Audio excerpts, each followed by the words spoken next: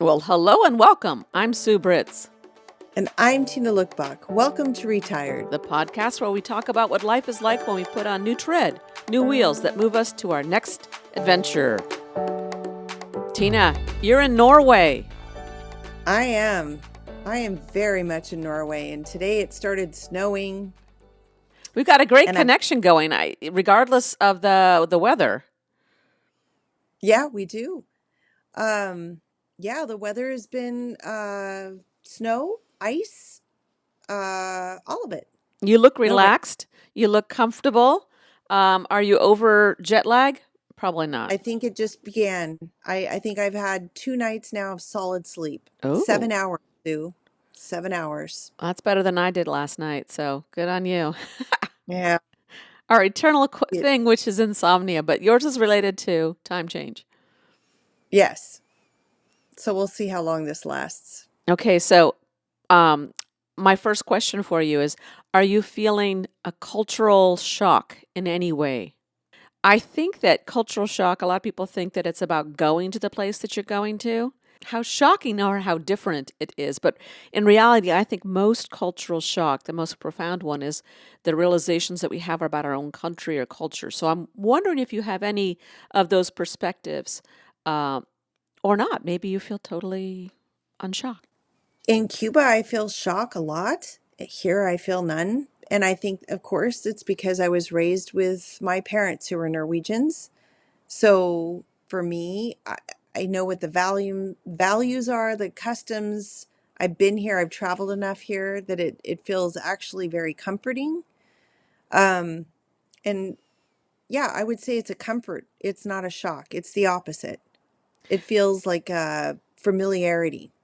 Okay, and any reflection on the other perspective, like about your own home U.S. culture, that realizations that hit you, like so sometimes what I found is that realizations hit when you come home and you're able to reflect on what you've experienced, but sometimes they're smack in the face. You're like, oh my gosh, and you didn't realize this about your own home culture, or maybe you're such a seasoned traveler by now that that's not happening to you. Okay, nothing's coming to mind. You should see the look on her No, face. it's not. I'm really trying. You don't have to try it. It was just a response thing. I will prompt you perhaps. What about your experience in watching the U.S. in the news yesterday, which happened to be the 20th? Oh. Um, I watched the inauguration on the Norwegian channel. So it was all said in Norwegian. And I think that Norwegians were shocked at some of the things said. Shocked. I think there were everybody here is just waiting to see what's going to happen and how much this is going to impact them. Um, so I only saw it from my cousin's perspective, and we're very much similar in the way we see things. But I think as a country, they are concerned about what's going to happen, and I do know that it's very pro continuing to support Ukraine because I think that the feeling is if Ukraine goes under, we're all going under, and I Mm-hmm. think that there's concern about the NATO part cracking apart as well. And so there, I think it's in kind of back burner talking where the European um, community needs to maybe create their own solid force um, outside if things start collapsing. We just don't know. It echoes the feelings of people all over the world, I think, including the United States. So the wait and see and just it's we're back. What I found, kind of, we're shifting gears here. It's not so much Yeah, about you being in Norway, that's but okay. um, This I'm. is big news. It is, but for me, it was like I was a realization that we're back into that same period that we were in 4 years before, where every day you wake up and every day it's another concern or worry or uncertainty and fear. So all these disconcerting feelings and bracing yourself is back into play, and it's at a even higher level. I think the stakes are even higher than the previous time. So that's the reaction I felt, the realization that I'm feeling. I mean, I just looked at the news today. Today is Tuesday. We're talking hours, not even What? 24 since he took the inauguration. Since 34 did that, and we already have Elon Musk doing it what appears to be a Nazi salute in his talk. So that's scary. And I wonder, well, a couple of things. My cousin always goes to look at the news, and the two things that stood out for me today is Biden just took Cuba off the terrorist list, and we're just a few hours in, and it's back on the terrorist list. So that's not a good sign for what the relationship will be, which is what many Cubans have been concerned about. So, we'll see how that goes. And the thing that surprised me, and I looked it up, was he wants to take back citizenship, birthright Yep. citizenship, Yep. based on your parents. And it was interesting because my cousin explained to me in Norway, it's kind of always been that way. If you aren't clean about how you came in, they do send people back here. Even if and she was telling me of a case where um, I think it was someone from Afghanistan, a couple from Afghanistan who had a child here and had gone to school and was more Norwegian than a Norwegian, or as Norwegian as any Norwegian. And it had been 12 years in the school system, everything. And they sent the whole family back to make a point that when you enter here, you have to enter legally. Otherwise, it does impact your children, and there is no birthright protection.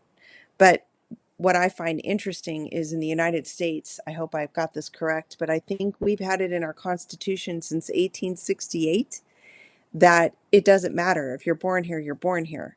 So I don't know how difficult it will be to overturn something that's in our Constitution. Right. But I think, as I was telling my cousin, what we are going to see for the first time is how strong our Constitution is, and how we are able to uphold it when it is pressed by our president. And I don't think we've had very many. Correct me if I'm wrong. I've not been so strong in politics, but I don't know how many presidents have pushed things within the Constitution before. So I think this is going to be the next 4 years will be the pressing of many things in our Constitution. And is it possible for one president to overturn? We're going to see if we have the checks and balances still working, is what I'm saying. Yeah. Yeah.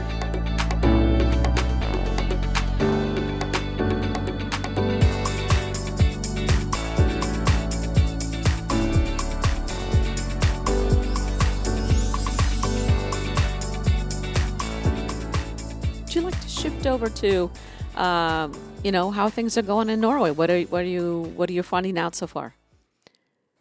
I'm finding out the importance of really knowing the language, Mm-hmm. and that even though everybody speaks English, I thought it would be much easier to find a job if I didn't know Norwegian that well. And I'm learning, no, it's very important, especially, of course, in teaching, because how can I teach Norwegians anything if I can't speak fluent Norwegian? English So, immersion. right, right, exactly. So, and I haven't seen a lot of English specific jobs, but I've just started looking, and I did reach out to an international school. It's 5 minutes from where Tina lives, and uh, they had a first and second grade position, but I haven't heard anything. So it's been interesting what I'm finding out. And like I said, I've really got to brush up on the Norwegian. I've got a lot to do. And it's the underused muscle. Mm-hmm. Mm-hmm. You can hear it, but and words will come out, and I had forgotten I even knew them. But then there's a lot of words I don't know because I didn't speak adult language with Right. my parents so much. Right. So things like I looked up today opportunities, employment. I mean, these were things that I never talked to my parents about. It's like, what time's dinner? And, you know, can I go to Sandy's to spend the night? Yeah, it is funny. I mean, I was laughing about the English immersion because you and I taught in Spanish immersion, which is Exactly. we're the studies on how people learn language. It does help when you are immersed, and like you say, the language that you learn as a child is very different than what you use as a teenager, as an adult, and then I like to think about the specialized language of whatever it happens to be. Oftentimes it's tied to your job, but even like trying to talk to a landscaper about your irrigation, the types of tubes and the connections, and it's like, oh my gosh, I have to ask about the vocabulary, and it's Yeah, so that's fun true. to do that, but. When it's urgent and it's harder, like something you want to use right away, then it's a different story. But immersion is you're in the best place because that's how we learn best. So we've talked a little bit about retirement. I don't know all the details yet, but I do know that you need to work for 5 years here to begin to pull employment, and 10 is optimal. And 67 is the year that people are working to now. And I think the goal of the country is to get people to keep working until they're 70 because, it's getting harder and harder to sustain the level of retirement for people. So that's interesting. And I'm learning a little bit more that even though it's a socialist country, there's becoming more and more private hospitals because it might take you in the public sector a year, let's say. And I hadn't really thought about this, Sue. If you break your hip, it could take a year, maybe not break it, but if you need a hip replacement, let's Hmm. say, it could take over a year on this list that you're put on. Versus if you pay private, you can go in, soon and get it done almost instantly. So that's, I guess, the problem with socialized medicine. You'll get it, but there is a ranking as to who will get it first. And in the private, it's whoever has the money. Right, right, and that kind of makes sense. When you think about a hip replacement, though, you're thinking about the urgency of it. Like different, like you say, breaking it is different than getting a replacement. So, yeah, it's becoming. I don't know if you've noticed, but it's becoming more and more. It seems that way here too. I've needed a specialist appointment and kind of urgent stuff, and I'm still waiting. It's been 4 months, and I can't get into a specialist. And so, um, and in the past, that kind of thing was pretty easy to follow up with. But I think, COVID's changed so much of our society in general, but specifically for the medical industry. I mean, there are fewer people working, they're overworked. It's just harder. Things have changed. And I think we found out in COVID, did we have like an exodus of nurses? I Like, is that, or, And doctors, that too? and I then think we people burned died out a too. lot of people. Yeah, that's People true. don't mention, we talk about COVID and the pandemic and everything, but a lot of people died, and those in the front line were some of those who died. So Yeah. I don't know. Especially the People ones out. burnt Yeah. out. People burnt out. Yes. A That's lot of kind of what I burnout. understood from it. School and medical and yeah. Yeah, and they say, so it's interesting here too. There is a shortage of teachers. Like they do want teachers. So I'm still exploring, but I wonder if it's the same thing where it'll be interesting to find out why they have a teacher shortage here. Is it because the population's growing, or are they experiencing extreme burnout? Mm-hmm. And that's where I haven't really been able to step in and ask. I had a couple opportunities to talk to preschool teachers who are age, 1 through 6, where they teach, and they're quite happy. But there were quite a few uh, jobs actually available for it. So again, is it population or burnout? But the teachers I spoke to were just thrilled, like they love their jobs. Well, So it's well, interesting yeah, because everyone's going back to work too, and now with 34 in office, there's that mandate for federal employees to go back, and it's part of this change back to not the world as it was, but back to the way things used to be done in more ways, with the hope that people will not go back to work and reduce the number of employees. That's in the federal government. That's part of what the plan is for the 34 has. So that's a way to reduce federal employees, but because some people won't want to go back to the office.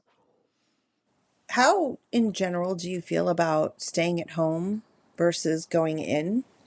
It's interesting because I think um, there is a lot of opportunity for people to fool around and not do their job, or there's talk of people doing two jobs, so they're doing a job here and then they turn and they do another job right there.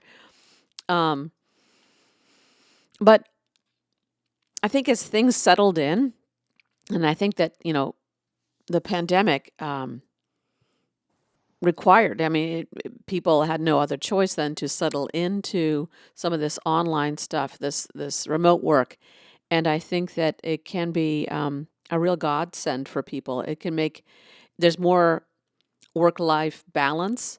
There's more understanding that your work, while it's very important and essential, and it's a part of who we are, it's a part of contributing to society and so forth, but there needs to be a balance that, like, when we lose ourselves in our job and we're just cogs that can be used up, that's not good for society either. So that work, that work, home work balance is really important. So I have mixed feelings about it. I think that as long as would be measures to determine whether you're being productive and getting work done and how well you communicate. So with those measures in place and adapting as we see they need to be adapted, I don't see any reason why, remote work couldn't be really valuable. And I think that the hybrid thing too, going into work occasionally could be really good. But if you think about it, if you don't have this infrastructure of a building and everything around that building that needs to be maintained, you can really streamline your business. So if a lot of business doesn't require you to be in a building altogether, it could be really a good way to streamline and be efficient with your spending as a business. I mean, you could do these. They have these rental spaces you can use Yeah, for meetings too, and so I mean that's I think that's very innovative and interesting to look into. I think my only concern would be how many vacant buildings, especially where we live, would be if it was completely like that. And I know all the people that developed it and they own it and now they can't rent it. And what do you do with Turn the, it I mean, into that's a housing. lot of money loss, Turn it into huh? housing. There's a housing. But who's going to fund that? Well, I agree. no, But to convert all these things, it could be pretty costly. And if you're the person, if you and I had invested in what we thought would be desired office space and no one's renting because everyone stays at home, we're left holding the tab.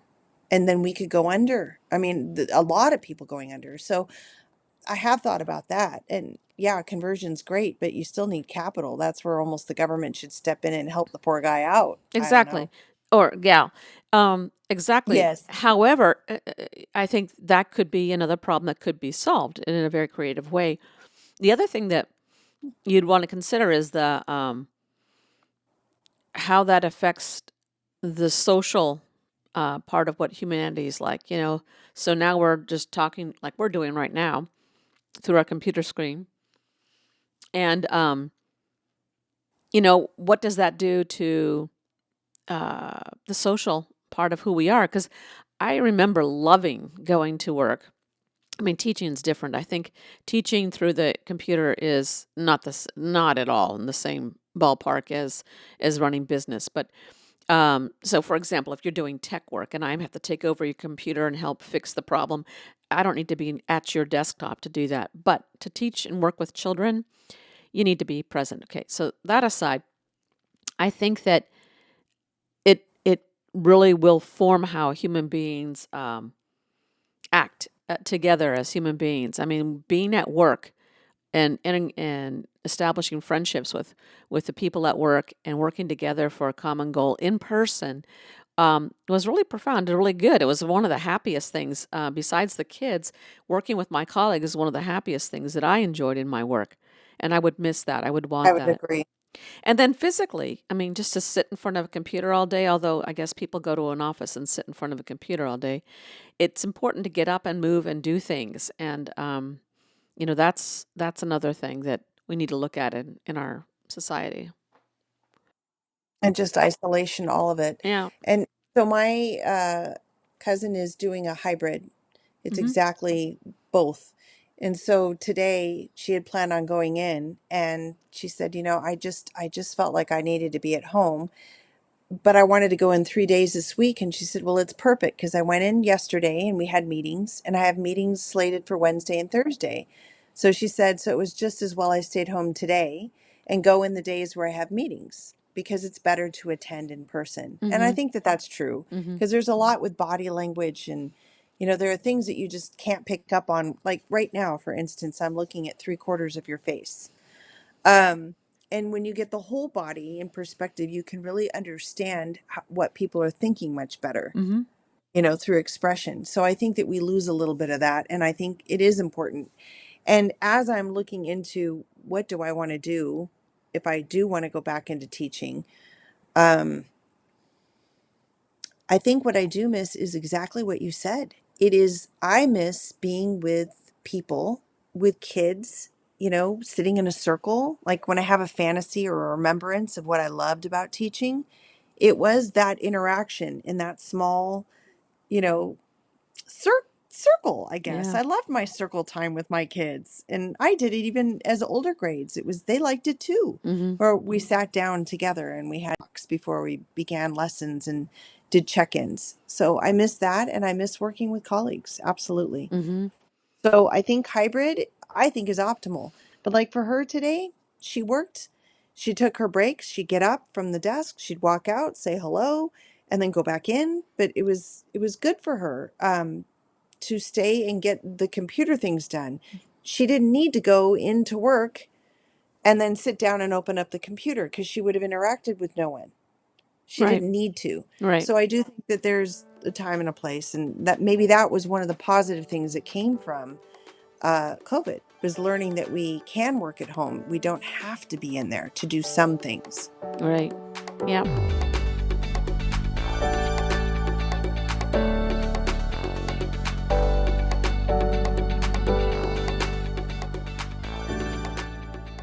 So my turn to ask, what have you been doing on this side of retirement? I want to know what you've been doing. On this What is side of your retirement, we've been talking for a whole year about this, Tina. I want to know specifically now, recently in this past week, like what are you doing with your Well, time? what do I do with my time? It's interesting. Yeah. It's so funny because when people are retiring, they go, well, what are you going to do? And some people are thrown off by that question because they don't have a clue of what they're going to do. Others, like myself, I'm going to town. I've been thinking about, we've been planning our upcoming trip to the UK and doing all the things like getting they now require a visa to go into the country. So very simple thing to do, but finding the right thing and filling that out. Okay, did that. Going through all the Airbnb options, and then we were talking about renting a car and then deciding on train. So doing that and getting familiar with the train system and getting the apps on the phone so that you're good to go and you understand it. Um, so I'm preparing so that I don't have to, because we're doing our own trip. So I don't have to waste time or be frustrated while I'm there, more than I need to be, because I'm assuming that there will be, gaps. But then I've also, um, I put together these. I'm working on some projects to take with me. I'm going to a festival, so I'm going to take some artwork and maybe That's what I was yeah, wondering. doing that. And then I also I haven't we haven't shared this I haven't shared this with you, but um I want to interview some people while I'm there. So I'm making my interview questions, kind of honing what the answers might look like, so the questions can be really good. have them on a card, so I can just hand them to people, and they can they can think about them before I actually do the interview. Check in the interview, my gear. I have a lavalier mic I'm taking with me. Want to make sure that works correctly. And then making little thank you, little gifties. So yeah, I'm gonna try to get some more, some nice audio for our podcast, but it's in the effort of yeah, also expanding our listenership. That would be cool, but just kind of going deeper into this topic of what it is to be retire, to put on new tread and have new aspects of your life and your person and what that means and what that does for us. So yeah. Well, that sounds exciting. No, and of course I I run errands and do laundry and help Melinda with her garden and yeah, all those things. living, just Yeah. living, and living does take time. Yeah, of course Mimi likes her walks and she's out there right now going, "Hey, hello, it's time." So I yeah. saw Mimi on the street today. Oh, did you? Yeah, I A did. greyhound. That's She so was great. wearing a jacket. Oh, cute. Well, they need a jacket when they're They outside in this kind of do. weather. Yeah. How Yeah. fun. Yeah, I was very excited. There's a group over in southern Spain called Galgos del Sol, and they're in Murcia in Spain, and they run a rescue for galgos, which are the Spanish greyhounds. And we do see they have a great presence on Facebook. You get daily updates on their dogs and the number of dogs they rescue, and some of them are healthy, and so it's just a matter of getting them acclimated and then getting them out to people who want to adopt them. And then others come with damage and they get them to the vets and they rehabilitate the animals and get them ready. But and then others, moms come in and they have babies and that's always fun too because that's a lot of energy. But my why it came to mind is because they do adopt out a lot to throughout Europe. And so yeah, you see them going. So It I came. wonder if that dog was a Galgo del Sol. That would have been cool. Yeah.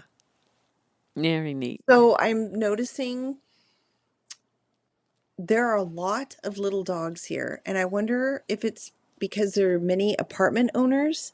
That's something that I noticed. I know in our big cities we have a lot of apartments, but this town here, I think it's about 50,000. And it's amazing how many apartment buildings there are, like large apartment buildings. And they're still being built. And that was something that I realized in my early 20s, that Norway builds up and Americans build out. Yeah, because we I have the would say that's land. a big Yeah, difference. yeah, yeah. Yeah, Well, especially in California, we've got there's land, although that's changing and they're talking about infilling more and yeah, that's the difference between our country's got so much land and there can be a spreading out of places. So right. yeah. And also we have, I've, what is the amount in LA? Do you know?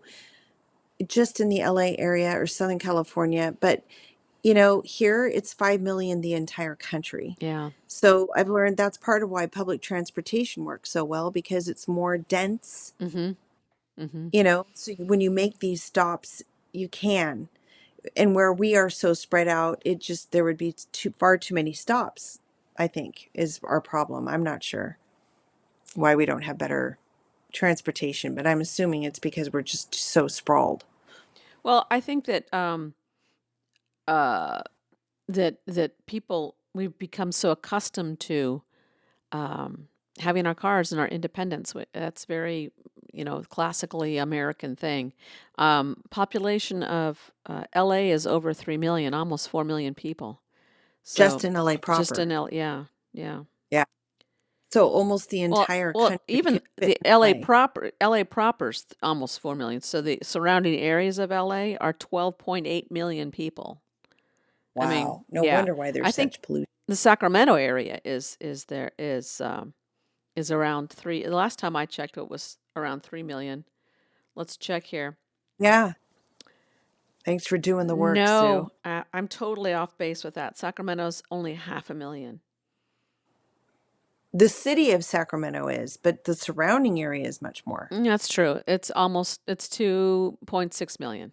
So, yeah, I was about right. So About, imagine that. yeah. There's 2 times Norway, the entire country, in just the LA area. Yeah. That's a lot of people when you think about it. That's a lot. Mm-hmm. Too many. In an area without a whole lot of water. Well, and poor Talk. LA. Oh my gosh. Poor LA, right? Oh, can you fill me in? I haven't heard much more. I How can't how fill is you in, you know.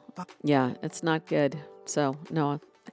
It's interesting how there's horrible thing that happened is now not in the news cycle as much because of the inauguration, so and the big shifts that'll be happening. one tragedy at a time? Oh, God.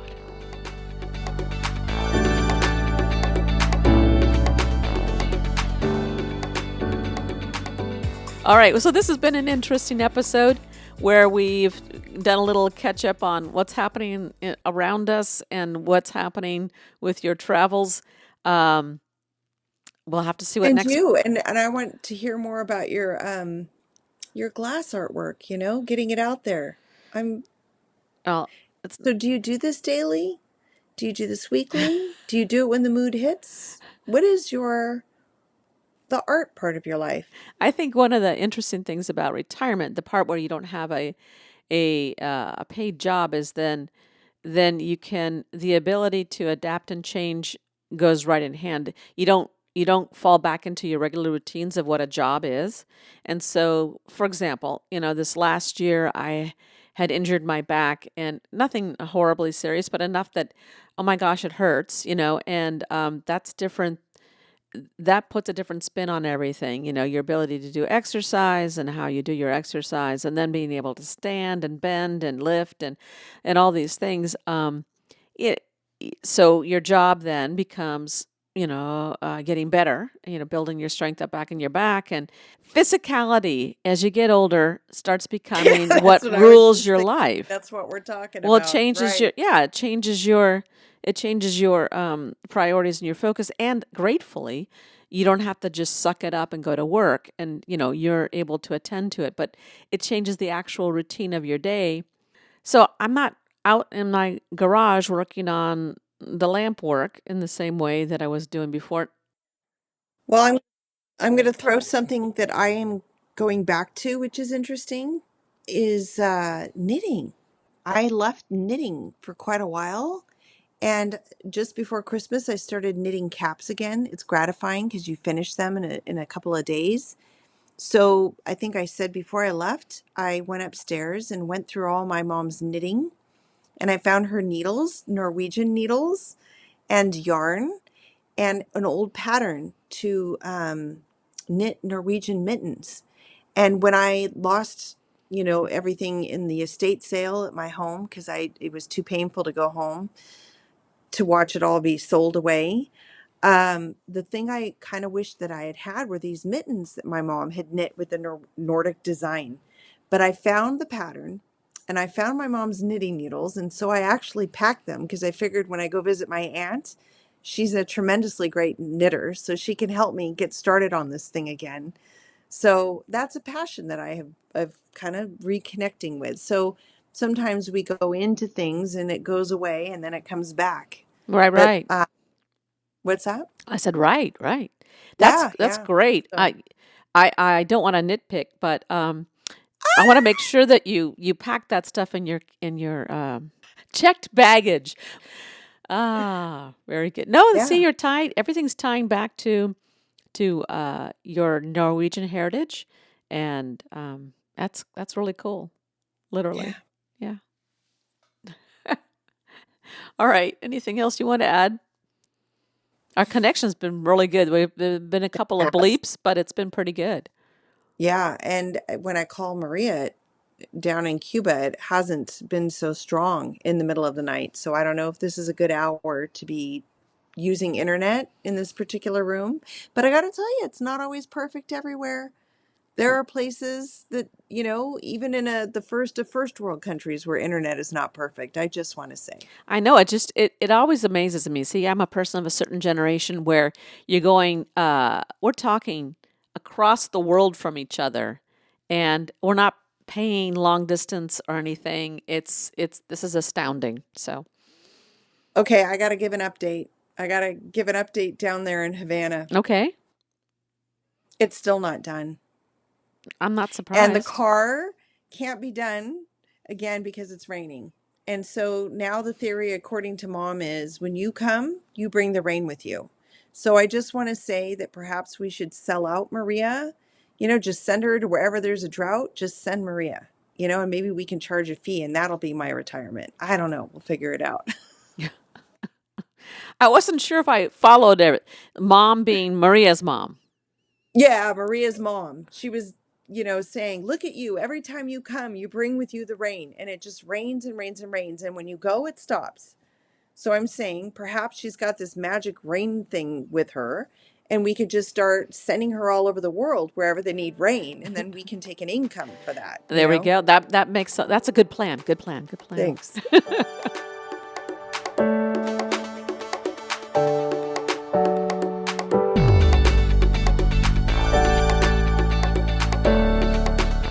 Thanks for listening. Now let's pack up this week's episode in the trunk. Ride shotgun and be a part of our adventure by clicking on the plus sign to subscribe and follow our show. This will help our ratings and, more importantly, inspire us to keep creating fun and engaging content. We would love to hear from you in the comment sections or email us at retirepodcastnewtread@gmail.com. Use the fast track lane by sharing episodes with friends, family, and anyone who would like to join us on our road trip through retirement. Be sure to check the show notes for links and contact information. Retired is chauffeured by Sue Britz and Tina Lokkbakk. It is produced, directed, and edited by me, Sue Britz. Music and graphics are by me too. Buckle up and tune in next week so that you won't miss your chance to join our retired road trip.